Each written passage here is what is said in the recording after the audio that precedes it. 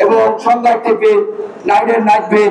আমাদের তো পেট আছে না ভাই, আপনারা যারা সাংবাদিক ভাই, আপনারা সাংবাদিক কর্মী, আপনাদের পেট আছে, আমাদের পেট আছে। যারা প্রধান উপদেষ্টা করেছেন তাদেরও পেট আছে, যারা ছাত্র তাদেরও পেট আছে। সবাই যদি আন্দোলন হয় তা আমাদের আন্দোলন লাগে না ভাই? আমরা যারা রেডিমেড গার্মেন্টসে কাজ করি, লোকাল গার্মেন্টসে কাজ করি, তাদেরকে আন্দোলন লাগে না? টাকা লাগে না ভাই? তাদের কি ঠিকঠাক মতো সংসার চলতে আছে কিনা এই জিনিসটাকে বুঝে নিচ্ছে দেয় না ভাই, আমাদেরকে দিকে তাকায় না। তাহলে আমরা যারা শ্রমিক আছি, যারা কারিগর কিন্তু আছি, সবাই যদি একত্রে থাকি, আমাদেরকে কোনো মালিক, কোনো আওয়ামী লীগের সন্ত্রাসী বাহিনী বা অন্য কোনো ক্ষমতা দিয়ে আমাদেরকে কি দাবা রাখতে পারবে না? পারবে না। তৈরি হয় নাকি?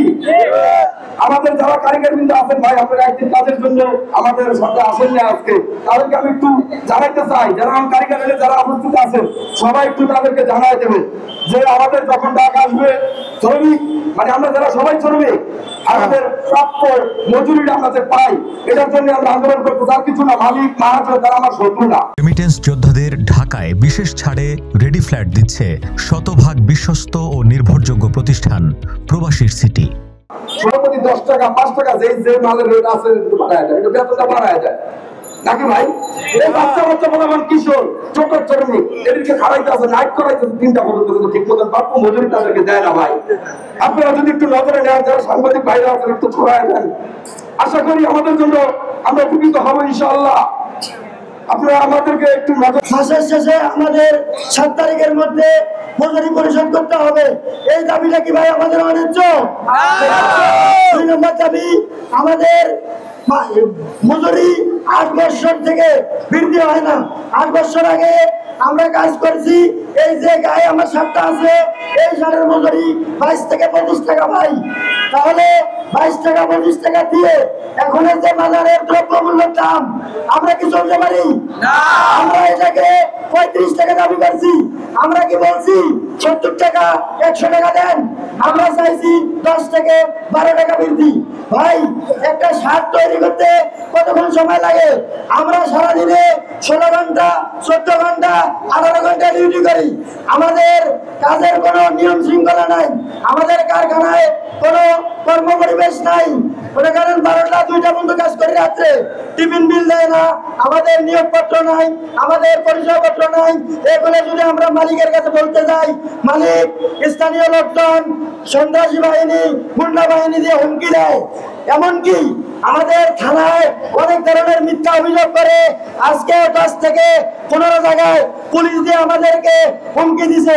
অথচ পুলিশ আসার পরে ওই ভাইয়েরা আমাদের বলছে, না ভাই ওনাদের দাবি তো ঠিক আছে। তখন মালিকরা বলে, তোমরা বাইরে যাইতে যাও। আসার পরে আমার কারখানা আমি ঢুকতে দেবো না, কেসিকেট বন্ধ করে রাখছে। অনেক কারখানায় হুমকি দিছে, 9 মাসের যে মজুরি বাকি আছে আমরা টাকা দেবো না। ওনারা টাকা দেবে না কেন ভাই? আমাদের টাকা। ওই কারখানা পরিদর্শকে আমরা জানাতে চাই, ভাই এই টাকা আপনারা তুলে দেওয়ার ব্যবস্থা করবেন।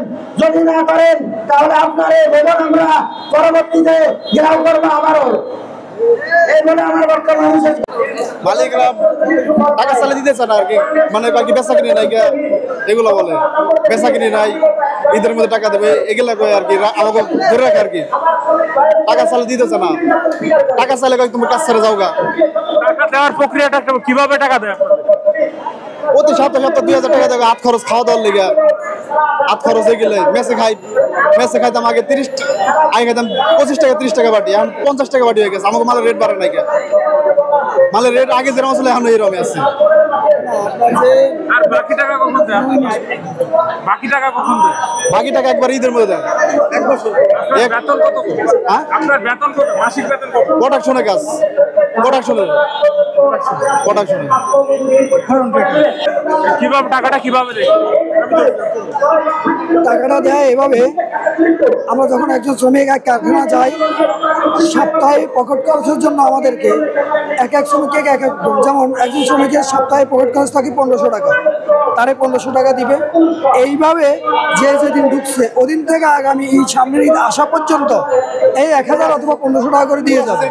আর বাকি টাকাটা মালিকের কাছে জমা থাকবে। ঈদের চাঁদ রাতের দিন মালিক এই টাকাটা পে করে। এখন এই টাকাটা পে করতে চাই কি হয়, প্রতিমধ্যে আমার যদি শরীর অসুস্থ থাকে বা আমার যদি এই কারখানা থেকে অন্য কারখানা যাওয়ার মতো আগ্রহ থাকে আমার টাকাটা দিচ্ছে না। আমি সিস্টেমে তার কাছে জিম্মি হয়ে যাচ্ছি, যেহেতু আমার টাকাটা আমাকে সাপ্তাহিক খরচ দেয়। অন্যদিকে আমার বউ বাচ্চাকে যেহেতু আমি সপ্তাহের এই খরচটা দিয়ে চালাতে পারি না, তারপরে তার কাছ থেকে আমি কোনো করে আমার এই টাকাটা পাইতেছি না। আমরা এখান থেকে বাইরে আসতে চাই। আমরা চাই অন্যান্য গার্মেন্টস শ্রমিকের মতো 1 মাস শেষ হবো, আমাদের পাওনা যত টাকা আসছে তত টাকা আমাদেরকে দিবে। আমরা এই দাবিটাই এখানে সবচেয়ে বেশি। আপনি কোথায় কাজ করেন? কোথায় কাজ করেন আপনি?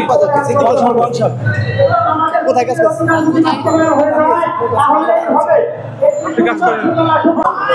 আমরা যে গার্মেন্টের শ্রমিক তাদের কাছে যে আমরা আন্দোলন করছি, মালিক সমিতির কাছে আমরা একে একে কয়েকটা চিঠি দিছি, তারা আমাদের চিঠি এরা গ্রহণ করে নেই। তারা দেখেন এরা আমাকে খাইতে লইতে সব থেকে কষ্ট। ওই যে 8-9 বছর আগে মালের রেট 12 টাকা, ওই 12 টাকাই রয়েছে। আমরা বলছি ভাই আমাকে একটা রেট বাড়তি দেন, আমাকে রমজান মাস আইতে আছে, বউ বেটি পোলাপান মায়া পোলাপান পড়ার লেখা খরচ পাতি, ভাই আমরা তারা অনেক কষ্ট হয়ে যায়। আমরা আগে ভাত খাইতে 30 টাকা পাটি, এখন ভাতের পাটি খেতে দিই 55 টাকা। তাই এখন অনেক আবেদন আমরা করছি, তারা কিছু আবেদন মানে না, অনেক কথাবার্তা করছি। কিছু মহাজন এই আমরা আন্দোলন করতে এরা অনেক লোকজন ভাড়া করছে, আমাকে মারবো ধরবো পিটাইবো। যেমন দেখেন ডালচিতে নেই, আমাকে সপ্তাহ লাগে 3000, এরা আমাকে সপ্তাহ দেয় 1500 টাকা। আমাদের বাপ আছে, মা আছে, বোন আছে, ভাই আছে, লেখাপড়া করানো লাগে, আমাদের ছেলে মেয়ে পড়ালেখা করানো লাগে, আমরা কিছুই করতে পারি না। লাস্ট পর্যন্ত কি করি, বেড়াকে বাদ বিল বাঁচা বাড়িতে টাকা পাঠাই, পরি দিয়া কষ্ট মষ্ট করে চলে। যে জায়গায় ধরেন খাবো মাছ, ওই জায়গায় খাইতে ডাইল আর ভাত। কোথা থেকে আসছেন একটু বলুন? আমরা সিদ্দিক বাজার থেকে আইছি, এই বংশাল সিদ্দিক বাজার। এখানে যারা আসেন সবাই আমরা যারা এদিকে যত লোক আছি আমরা সবাই শ্রমিক, কোনো আউট কোনো লোক নাই, সবাই শ্রমিক, একটা কোনো বাজে লোক নাই, সবাই শ্রমিক। আমরা মালিক সমিতির কাছে একে একে বারে আবেদন করছি। আমরা প্রধান শ্রমিক, শিল্প কারখানা প্রধান শ্রমিক, লোকাল গার্মেন্টসের, আর আমাদের হ্যাঁ, আপনি কাজে আসছেন কত সালে? আমি কাজে আসছি 2008 সালে, এখন 2024, তাহলে আমার প্রায় এখন 2025। রেটটা কেমন ছিল? 2008 সালের রেট ছিল প্লেন মাল, যেটা প্লেন, ওটা পকেট নাই কিছু নাই, ঠিক আছে, একবারে প্লেন মাল 60 ওটা পকেট নাই কিচ্ছু না, একবারে প্লেন মাল। ওটা রেট ছিল 22 টাকা 23 টাকা। যেখানে একটু কোয়ালিটি ভালো সেখানে রেট ভালো, যেখানে একটু কোয়ালিটি খারাপ সেখানে একটু ষোলো ছিল, রেট কম ছিল। এখন সেটা 2025 এসে সেই মালের রেট হচ্ছে 16 থেকে 17 টাকা, কমছে, বাড়ে নাই, ঠিক আছে।